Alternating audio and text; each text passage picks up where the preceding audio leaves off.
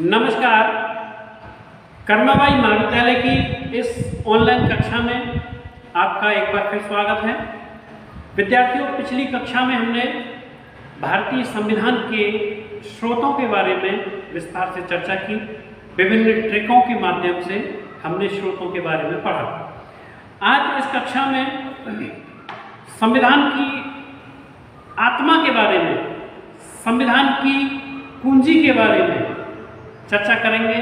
जैसा कि आप जानते हैं, किन किन विद्वानों ने ये उनके कथन हैं, संविधान की आत्मा है ना, या कुंजी, ऐसे जो कथन हैं उनकी भी चर्चा हम करेंगे। ये संविधान की प्रस्तावना इतना महत्वपूर्ण टॉपिक है विद्यार्थियों कि इसमें से अधिकांश कॉम्पिटिशन्स के अंदर जो राजनीति विज्ञान के आधारित प्रश्न आते हैं वो जरूर इसमें से पूछा जाता है। तो आज हमारा जो टॉपिक है वो है प्रस्तावना। प्रस्तावना संविधान के प्रारंभ में एक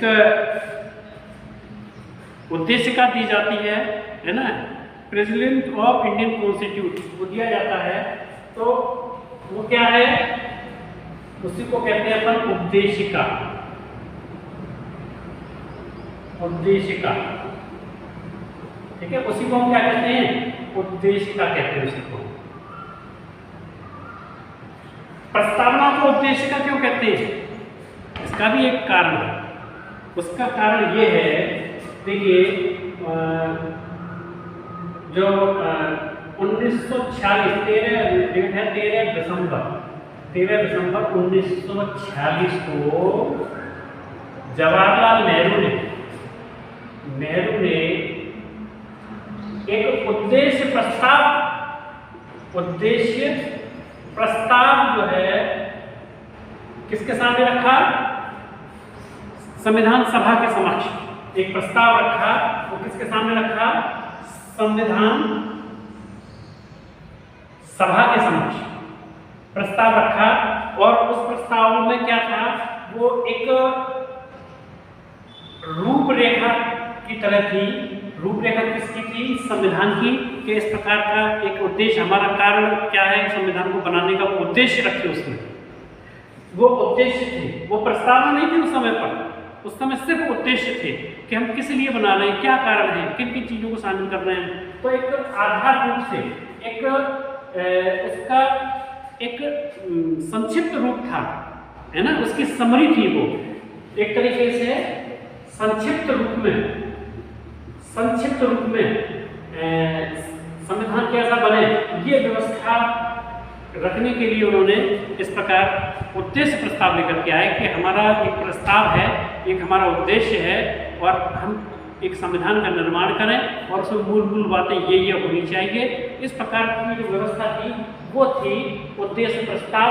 और ये उद्देश्य प्रस्ताव था, और इसी को फिर हमने बहुत सी चीज़ों को एज इट इज नहीं लिया हमने, इसमें भी काट छाट की थी, और इसको ही फिर हमने प्रस्तावना बना लिया। इसीलिए इसको उद्देश्य का भी कह दिया जाता है। ठीक है विद्यार्थियों, उद्देश्य का कहने के पीछे भी कारण है इसका। तो ये आप समझ गए होंगे। हालांकि 13 दिसंबर 1946 को नेहरू जी ने ये उद्देश्य प्रस्ताव लेकर के आए थे, लेकिन ये 1946 की जगह जनवरी 1947 में इसको इस पर हस्ताक्षर किए गए थे।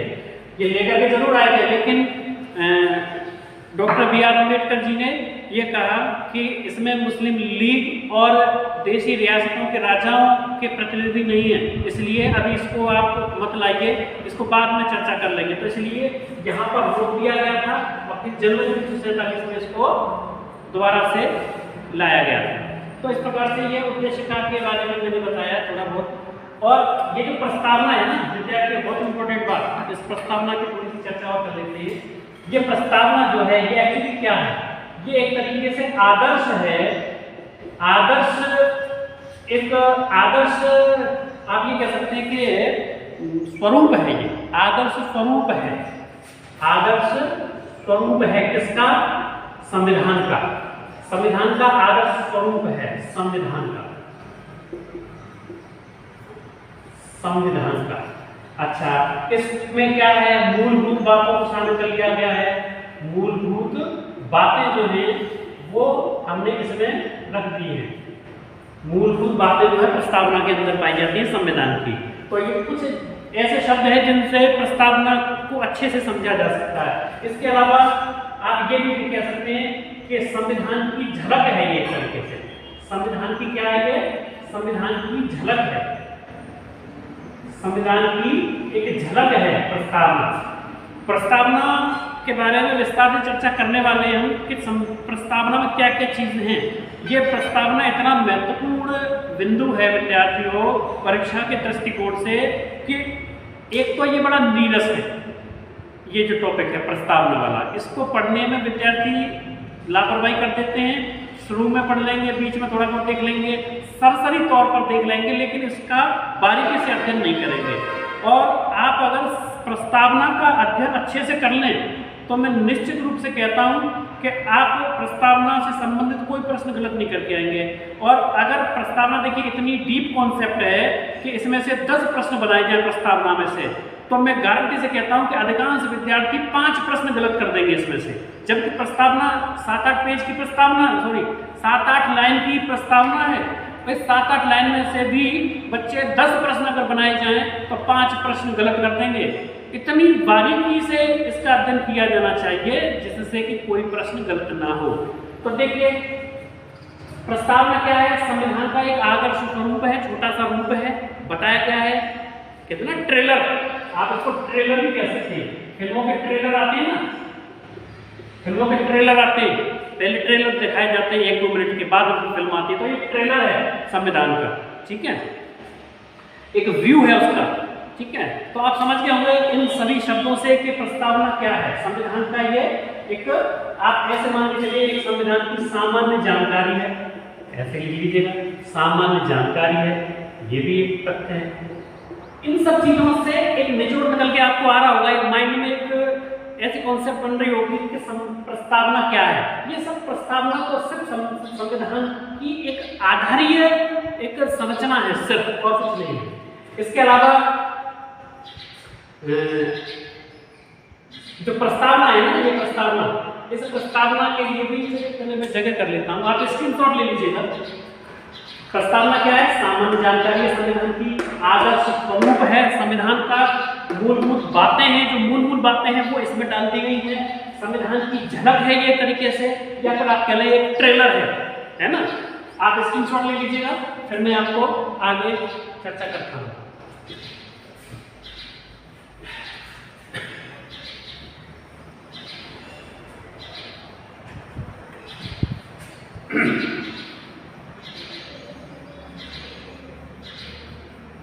संविधान की सामान्य जानकारी है।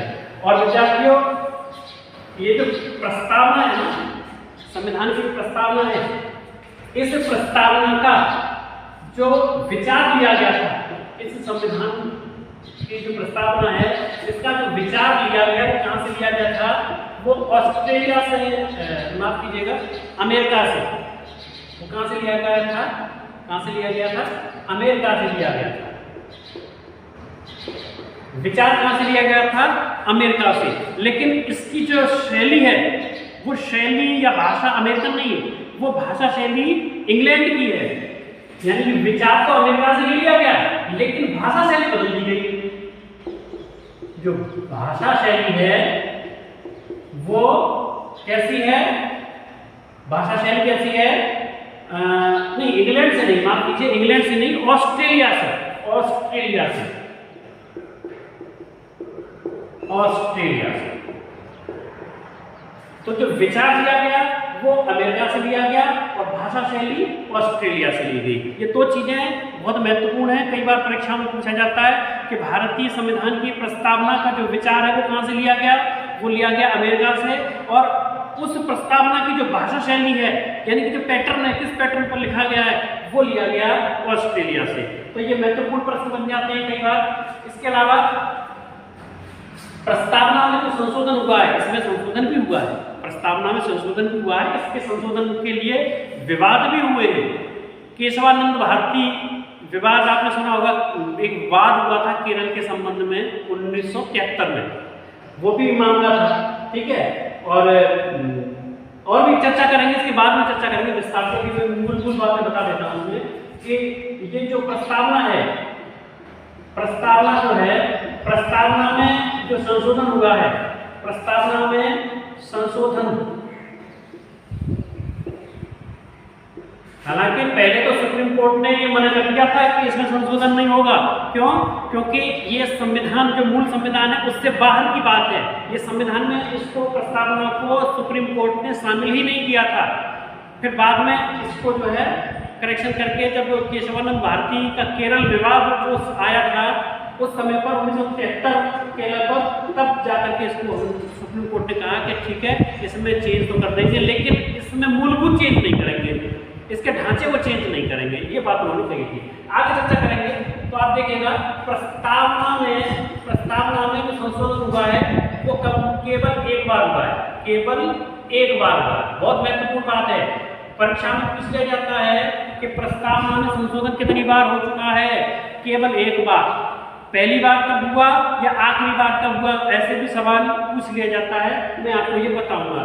और देखिए, अच्छा, जो संशोधन हुआ था उसकी बताई देता हूं मैं। 42वां संशोधन हुआ था, 42वां संशोधन हुआ था, और ये कब हुआ था? 1976 में हुआ था। 42वां संशोधन 1976 में हुआ था, और इसमें 3 शब्द जोड़े गए थे, 3 शब्द जोड़े गए थे प्रस्तावना के अंदर। तो ये महत्वपूर्ण बात है, इसको ध्यान रखिएगा। और 3 शब्द बुक में आ गए। जब प्रस्तावना को जब मैं लिखूंगा, पूरी प्रस्तावना की व्याख्या करने वाले हैं हम यहाँ पर, तब मैं ये 3 शब्द हैं जिसमें पंचनिरपेक्ष, समाजवाद, पंचनिरपेक्ष, अखंडता, ये शब्द जोड़े गए थे। इनकी भी चर्चा हम करेंगे। और अभी केवल मूलभूत बातों की चर्चा कर रहे हैं, जो प्रस्तावना को लेकर के मूलभूत चीजें हैं। और देखिएगा, इस प्रस्तावना, आप एक बार स्क्रीनशॉट ले लीजिएगा, मुझे जगह चाहिए और चीजें बताने के लिए। प्रस्तावना से बहुत प्रश्न बनते हैं, हालांकि पैराग्राफ है ये, लेकिन इसके प्रश्न बहुत ज्यादा बनते हैं। तो देखिए, एक प्रश्न क्या बनता है प्रस्तावना का, कि इसके संबंध में कुछ बातें कही कुछ लोगों ने। जैसे एक बात कही, संविधान की आत्मा, संविधान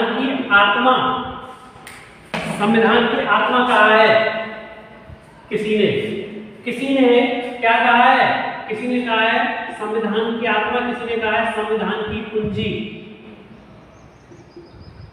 संविधान की कुंजी कहा है किसी ने।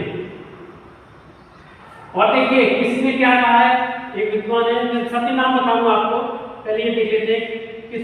उन्होंने कहा है संविधान का परिचय पत्र। मैंने आपको बताया ना ट्रेलर है, तो ये परिचय पत्र भी बताया। ये इन्वर्टेड कोमा में इसलिए हम कर रहे हैं क्योंकि उनकी बात एज इट इज हम आपके सामने रख rहे हैं।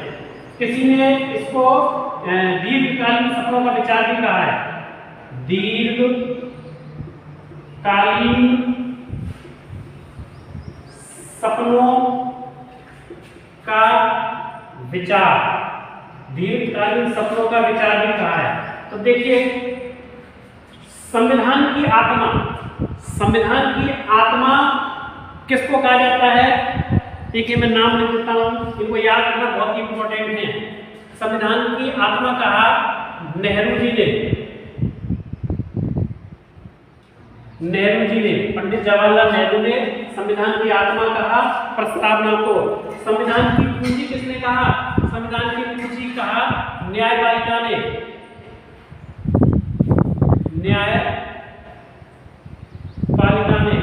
न्यायपालिका क्या कहती है?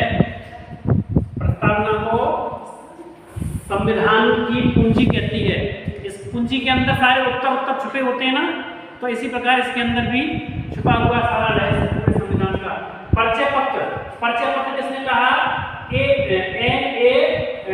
पालकी वाला ने,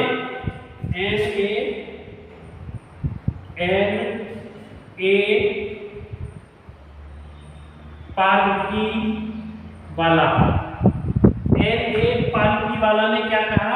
परिचय पत्र कहा। इसके अलावा अल्लादी कृष्ण स्वामी, अल्लादी कृष्ण स्वामी, अल्लादी कृष्ण स्वामी, अल्लादी कृष्ण स्वामी अयंगर,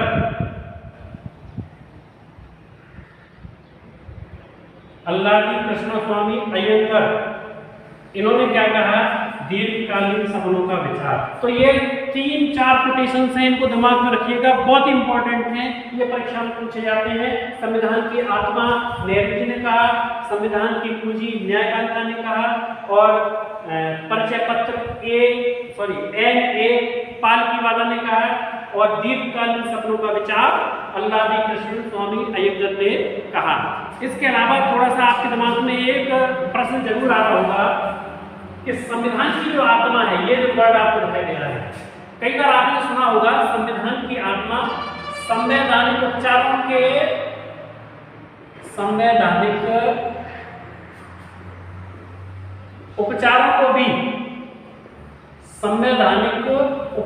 भी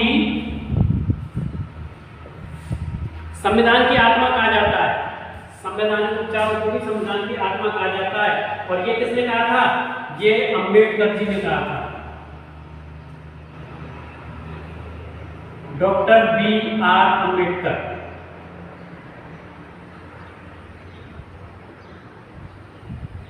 डॉक्टर B.R. अंबेडकर जी ने संवैधानिक उपचारों को संविधान की आत्मा कहा था। ये ध्यान रखेंगे, कई बार प्रश्न ऐसे आता है कि किसने संविधान की आत्मा किसको कहा जाता है? संविधान की आत्मा किसको कहा जाता है? संवैधानिक उपचार आ जाएंगे या प्रस्तावना आ जाएगा या इस प्रकार से, तो उसमें से आपको पता होना चाहिए किसके द्वारा पूछ रहा है ना। तो इस प्रकार से एक बार आप इसका भी स्क्रीनशॉट ले लीजिएगा, फिर मैं आगे और चर्चा करता हूँ। अच्छा, इसके बाद विद्यार्थियों आप स्क्रीनशॉट ले रहे हैं, मैं एक बार वीडियो को पॉज करके मैं पूरी प्रस्तावना लिख देता हूँ, क्योंकि मैं यहाँ प्रस्तावना लिखूंगा तो उसमें टाइम काफ़ी ज़्यादा लग जाएगा। तो वीडियो को पॉज करके रोक करके मैं प्रस्तावना लिख देता हूँ, फिर उस प्रस्तावना पर महत्वपूर्ण बिंदुओं को चर्चा करेंगे हम, है ना। क्या क्या उसमें उद्देश्य भी छुपे हुए हैं, उसमें संविधान की प्रकृति भी छुपी हुई है, विस्तार से चर्चा करेंगे। तो आप स्क्रीनशॉट ले लीजिएगा एक बार, और मैं वीडियो को पॉज करके प्रस्तावना को लिख देता हूँ। तो विद्यार्थियों, ये मैंने वीडियो को पॉज करके प्रस्तावना को बोर्ड पर लिख दिया है। तो अब हम इस प्रस्तावना पर थोड़ा सा ध्यान देते हैं यहाँ पर, क्योंकि प्रस्तावना लिखना बहुत जरूरी था। इसमें आप तुलनात्मक अध्ययन करके तथ्यों का मूल्यांकन कर सकते हैं और अच्छे से समझ सकते हैं चीजों को। तो देखिए, ये जो प्रस्तावना है, इसमें से जो प्रश्न आते हैं वो कैसे आते हैं देखिएगा। एक प्रश्न ऐसा आता है कि प्रस्तावना में जो भारत शब्द है, भारत शब्द कितनी बार प्रयोग किया गया है। अभी पूरी प्रस्तावना है और इसमें आप देखिए भारत शब्द को कितनी बार प्रयोग किया गया है। तो देखिए, एक भारत शब्द ये है और एक भारत शब्द ये है। तो इस प्रस्तावना में भारत शब्द का प्रयोग, भारत शब्द का प्रयोग कितनी बार किया गया है? 2 बार। महत्वपूर्ण प्रश्न है ये, 2 बार, ध्यान रखेंगे। अच्छा, एक चीज और देखिएगा आप यहाँ पर, इसमें लिखा हुआ है हम भारत के लोग, हम भारत के लोग। देखिए यहाँ लिख देता हूं मैं, हम भारत के लोग। तो आप समझ जाना यहाँ पर मैं क्या बताना चाह रहा हूं। हम भारत के लोग, कौन है भारत के लोग? हम जनता, भारत की जनता। बड़ी महत्वपूर्ण बात है, हम भारत के लोग कौन? भारत की जनता, बहुत ही इंपॉर्टेंट बात है। हम भारत के लोग, और ये लोग शब्द है, लोग, ये लोग शब्द का प्रयोग कितनी बार किया गया है?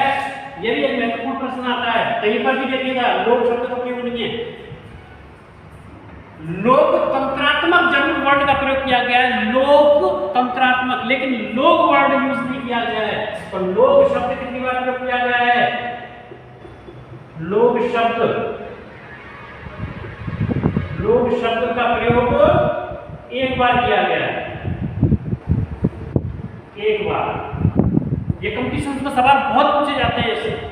अब आप देखिएगा इसमें कुछ मैं वर्ड और अंडरलाइन करता हूं, जिनमें कि देखिए एक समाजवादी है वर्ड, एक पंथ निरपेक्ष है, समाजवादी पंथ निरपेक्ष, लोकतंत्रात्मक है एक वर्ड, गणराज्य है, और एक अखंडता है। आप देखिएगा एक प्रभु संपन्न है, संपूर्ण प्रभु संपन्न, यानी कि इनकी चर्चा अपन करेंगे। ये 5 वर्ड मैंने यहाँ लिखे हैं, वो अंडरलाइन किए हैं, बोले भरे हैं। तो देखिए प्रभु संपन्न, प्रभुत्व संपन्न, बहुत महत्वपूर्ण वर्ड है। समाजवादी एक वर्ड, पंथ निरपेक्ष,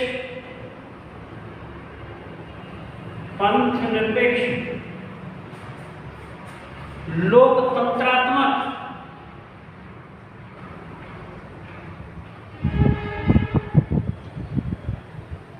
गणराज्य,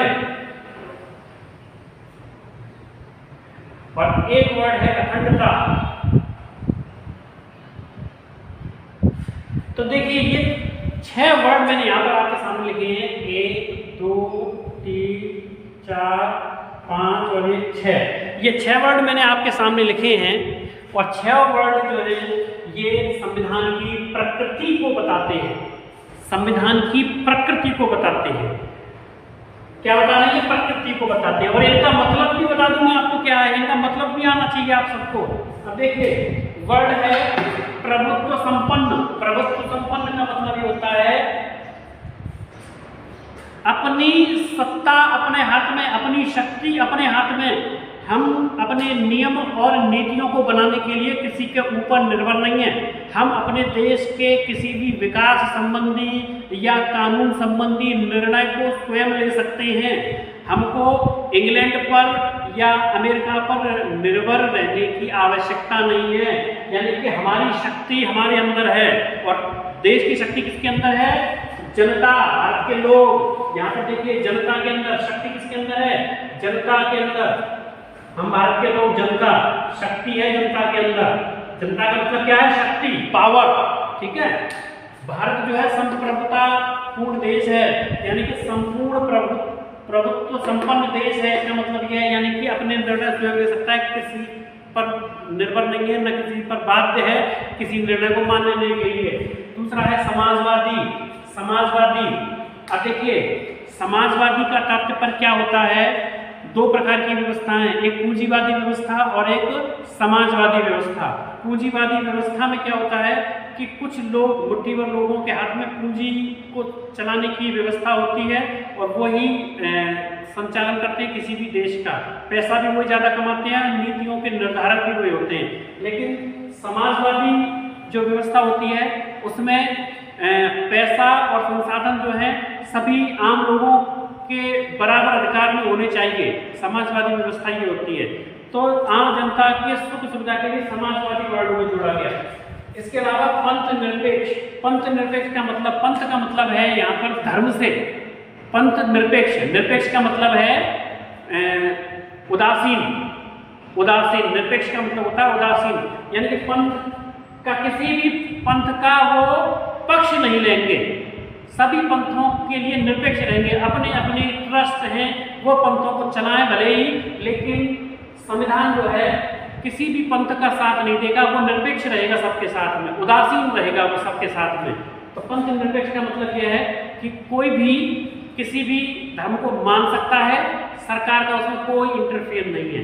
लेकिन ये देखिए किस प्रकार की विडंबना है हमारे देश में कि जो अधिकांश आबादी है, मतलब 80% से अधिक आबादी क्या है? हिंदू आबादी है। और 80% से अधिक हिंदू आबादी है, फिर भी हमारे इस देश को पंथ निरपेक्ष कहा जाता है, यानी कि हिंदू धर्म को हम राष्ट्रीय धर्म नहीं कह सकते। यही तो इस देश की विशालता और विभिन्नता को प्रकट करता है। 80% हिंदू आबादी होते हुए भी हमारी संस्कृति में सब धर्मों को समान माना गया है, जबकि आप विश्व के किसी भी देश को देख लीजिएगा, वहां पर 60% से अधिक आबादी है, तो हिंदू आबादी को छोड़ करके किसी भी आबादी में उस धर्म से उस देश को जोड़ दिया जाता है। इस्लाम से जोड़ दिया जाएगा जहाँ इस्लामिक आबादी है, या जहाँ क्रिश्चियन आबादी है तो वो क्रिश्चियन वहाँ का राष्ट्रीय धर्म हो जाएगा। लेकिन हमारे देश में ऐसा नहीं है, ये विडंबना है। क्या लोकतंत्रात्मक का मतलब क्या है? हम भारत के लोग, यानी ताकत किसमें होगी? जनता में। ताकत किसमें होगी? जनता में। शक्ति किसके अंदर होगी? जनता के अंदर। जनता में। शक्ति किसमें होगी? जनता में होगी।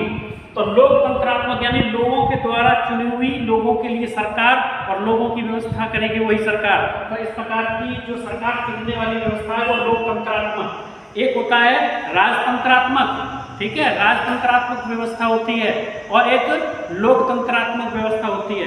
तो हमारी कहती है लोकतंत्रात्मक। अगला है गणराज्य। कई बार विद्यार्थियों लोकतंत्र और गणतंत्र में फर्क करना बड़ा मुश्किल हो जाता है। अधिकांश विद्यार्थी लोकतंत्र और गणतंत्र में फर्क नहीं कर पाते हैं। तो लोकतंत्र और गणतंत्र में फर्क मैं आपको बताता हूं। लोकतंत्र का तात्पर्य है कि लोगों के द्वारा चुनी हुई सरकार, लोग चुनाव में भाग लेंगे और सरकार को चुनेंगे। लेकिन गणराज्य के अंदर क्या होता है? गणराज्य में दो बातें हैं। एक जो ये पद, इसका जो सर्वोच्च पद होगा, सर्वोच्च पद पैतृक नहीं होगा। सर्वोच्च पद पैतृक नहीं होगा, और पद की एक अवधि होगी।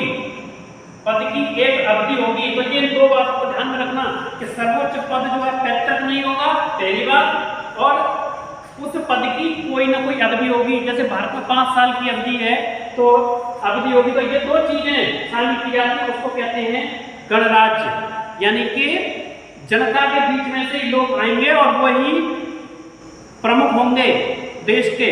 तो इस प्रकार से ये व्यवस्था कहलाती है गणराज्य। और लोकतंत्रात्मक होती है लोगों के द्वारा चुनना, लोगों का शासन को लोकतंत्रात्मक व्यवस्था है। और गणतंत्रात्मक के अंदर होता है कि सर्वोच्च पद जो है वो पैतृक नहीं होगा और उसकी अवधि होगी कोई निश्चित, ठीक है।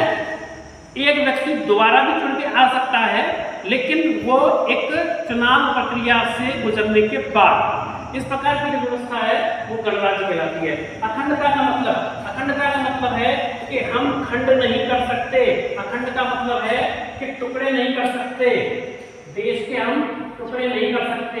जैसे भारत पाकिस्तान का बंटवारा होगा तो इस प्रकार से देश का बार बार बंटवारा नहीं होगा, टुकड़े नहीं करे जाएंगे, देश के अलग देश नहीं बनेगा। और इस प्रकार की जो व्यवस्था है ये इन सब जो मैंने बोले हुए हैं इन सब के अंदर ये आपको दिखाई दे रहा होगा। इस प्रकार से आप ये समझ गए होंगे कि ये जो 6 वर्ड हैं इनसे संविधान की प्रकृति निकल करके आती है। ये 6 वर्ड हैं, इनसे क्या निकल करके आ रहा है? संविधान की प्रकृति। संविधान कैसा है हमारा? प्रभुत्व संपन्न, समाजवादी, पंथ निरपेक्ष, लोकतंत्रात्मक गणराज्य है जो कि अखंड है।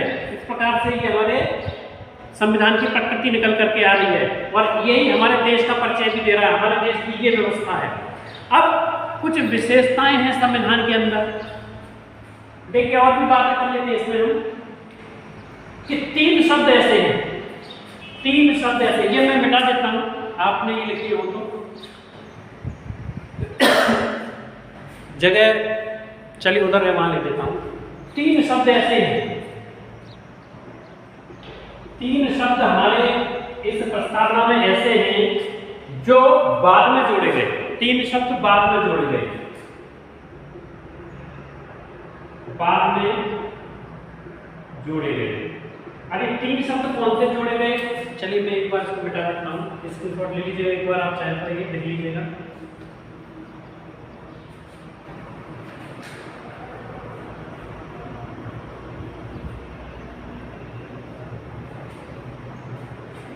ये 3 शब्द बाद में जोड़े गए, देखिए इनको मैं यहां ले आता हूं।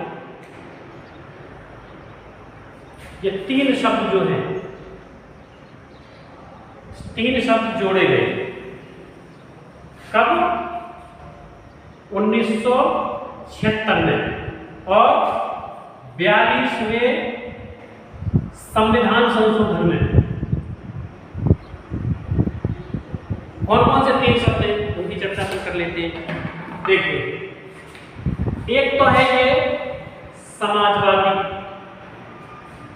एक है ये पंथ निरपेक्ष और एक है अखंडता। समाजवादी, पंथ निरपेक्ष और अखंडता, ये 3 शब्द बाद में जोड़े गए हैं कब, 1976 में 42वें संविधान संशोधन में। तो 3 शब्द कौन से आए, समाजवादी,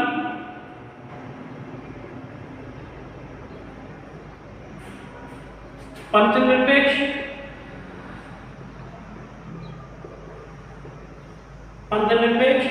और एक अखंडता।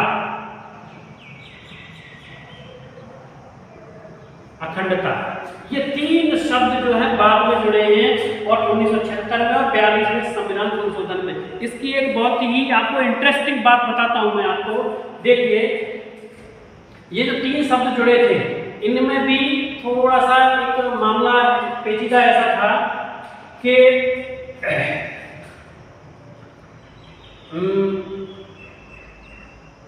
केशवानंद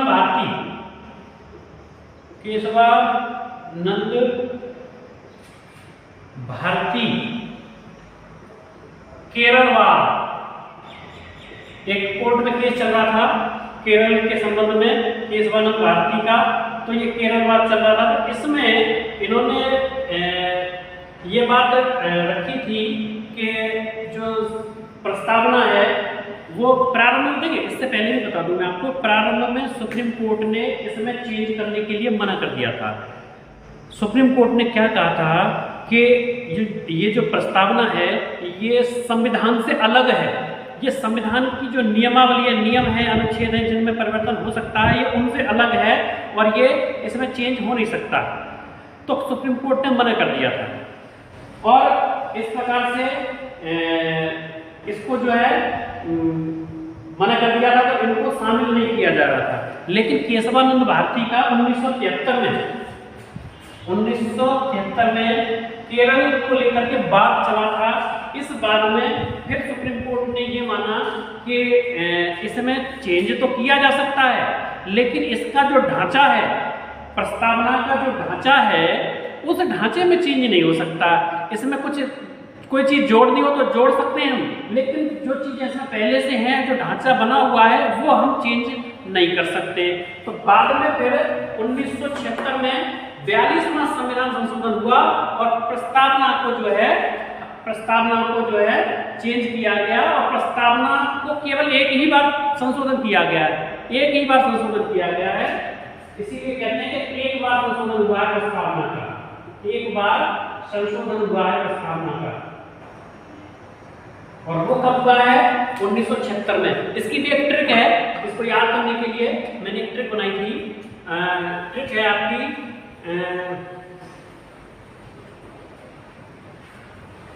76 अखंड भारत के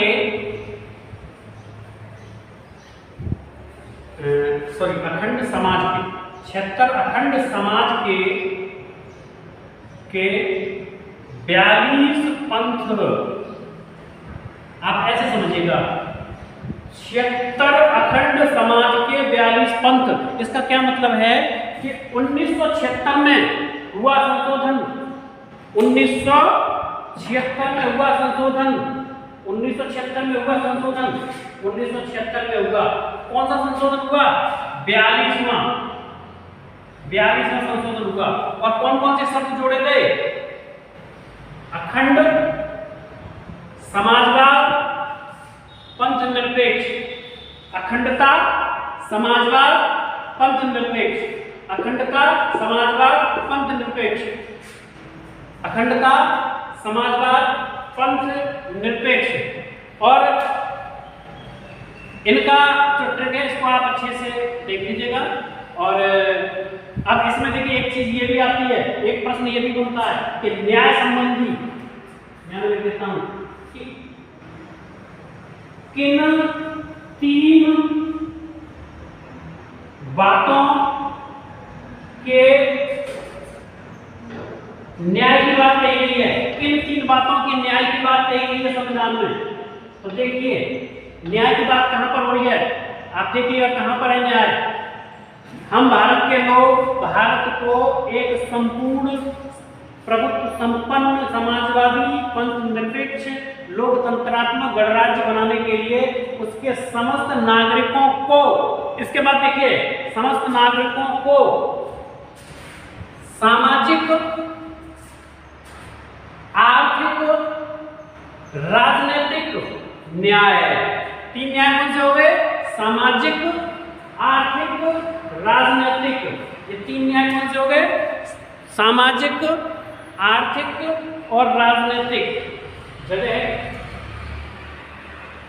सामाजिक, आर्थिक और राजनीतिक, इन तीनों न्यायों को एक ट्रिक से समझ लो आप। सा आ र, किसी चीज का सार निकलता है ना, आप कैसे लिख लीजिएगा, सर, सर लिख लीजिएगा, सर। अब इसको संधि विच्छेद कर लो थोड़ा सा, तो संधि विच्छेद करोगे तो देखिए स, इसमें जोड़ा अ, तो ये स ना, और र। तो स से मतलब सामाजिक, अ से मतलब आर्थिक और र से मतलब राजनीतिक। क्रम पूछ लेता है कई बार कि जो न्याय की बात कही गई है प्रस्तावना में, सामाजिक, आर्थिक, राजनीतिक, इनका सही क्रम क्या है। तो पहले दे देगा राजनीतिक, आर्थिक और फिर सामाजिक कह देगा। तो इस प्रकार से ये क्रम भी बड़ा महत्वपूर्ण है। तो ये ट्रिक आप देख लेना, सर, इसको सर का संधि विच्छेद कर देना, स से हो गया सामाजिक, अ से हो गया आर्थिक और र से हो गया राजनीतिक। तो इस प्रकार से ये भी एक ट्रिक है, इसको भी आप देख लीजिएगा, स। तो इस प्रकार से संविधान के बारे में, ये प्रस्तावना के बारे में ये थोड़ा सा विस्तार से समझा है। और देखिएगा इसमें 3 न्यायों की बात हो गई, 3 शब्द जो जुड़े हैं उनकी बात हो गई, ये न्याय की बात हो गई 3, और 3 शब्द जो बाद में जुड़े हैं उनकी बात हो गई। एक ही बात संशोधन का है, उसकी ये ट्रिक मैंने बता दी आपको, तो कौन कौन से शब्दों को जोड़ा गया, ये सारी बातें यहाँ पर हो चुकी हैं। अच्छा, और इसके अलावा एक बात मैं और बता दूं कि 26 नवंबर 1949 को 26 नवंबर 1949 को संविधान को लागू करने की बात कही जाती है, लेकिन संविधान लागू नहीं होगा। संविधान क्या हुआ था, ये देखिए इसमें वर्ड यूज किए गए हैं, अंगीकृत, अधिनियमित और आत्मार्पित करते हैं कब, 26 नवंबर 1949 को। ये लागू नहीं हुआ, ये ध्यान रखना, इसको ध्यान से पढ़िए, प्रस्तावना को अच्छे से पढ़ो, गहराई से पढ़ो, इसमें ही सारी चीजें छुपी हुई मिलेंगी आपको कि 26 नवंबर 1949 को संविधान को अंगीकृत किया गया, अधिनियमित किया गया, आत्मार्पित किया गया, लागू नहीं किया गया। लागू किया गया था 26 जनवरी 1950 को। और यह किसके द्वारा अंगीकृत किया गया, किसके द्वारा अधिनियमित किया गया, किसके द्वारा आत्मार्पित किया गया, किसके द्वारा, एतद द्वारा। एतद कौन है, भारत के लोग, भारत के लोग, भारत के लोग। एतद कौन है, भारत के लोग, यहाँ लिख देता हूं मैं, भारत के लोग, भारत के लोगों द्वारा ये अधिनियमित, आत्मार्पित और अंगीकृत किया जाता है 26 नवंबर 1949 को। तो इस प्रकार से संविधान के संबंध में ये बातें, प्रस्तावना के संबंध में ये बातें मैंने बताई आपको। और जब ये प्रस्तावना लागू मतलब प्रस्तावना जब इसमें जोड़ करके यहाँ पर ये आत्मार्पित किया गया था तो इसमें केवल 15 अनुच्छेद थे, 15 अनुच्छेद थे केवल। और एक 16वां अनुच्छेद कौन सा था कि इन 15 की उसमें वर्णन किया गया था कि ये 15 कौन कौन से हैं। कई पुस्तकों में 16वां नहीं माना जाता है और कई पुस्तकों में उसको 16 भी कहते थे। तो ये एक जो है इसको आप प्लस में लिख लीजिएगा। तो केवल 15 अनुच्छेद लागू किए गए थे, बाकी के जो अनुच्छेद हैं वो 26 जनवरी 1950 को लागू किए गए। तो विद्यार्थियों, ये मैंने आपको भारतीय संविधान की प्रस्तावना को लेकर के विस्तार से चर्चा करने का कार्य किया है। अधिकांश जो प्रश्न हैं वो इसी में से, प्रस्तावना संबंधी प्रश्न इसी में से पूछे जाते हैं। और आप एक बार में नहीं अगर समझ में आया हो तो 2-4 बार इसको बार बार रिपीट करके देख लीजिएगा, इनके नोट्स बना लीजिएगा। और बहुत ही महत्वपूर्ण टॉपिक है। तो नेक्स्ट हम संविधान को लेकर के थोड़ा सा और आगे बढ़ेंगे। तो नेक्स्ट किसी वीडियो में फिर कोई संविधान के भाग या कुछ और चर्चा हम करेंगे। तब तक के लिए नमस्कार। और विद्यार्थियों, जाने से पहले मैं एक बात और आपको कह दूं, अगर वीडियो आपको अच्छा लगता है, समझ में आता है, तो आप लाइक, शेयर और सब्सक्राइब जरूर करना, क्योंकि आपके द्वारा किए जाने वाले इन कार्यों से हम जैसे यूट्यूबर्स को, हम जैसे टीचर्स को ताकत मिलती है।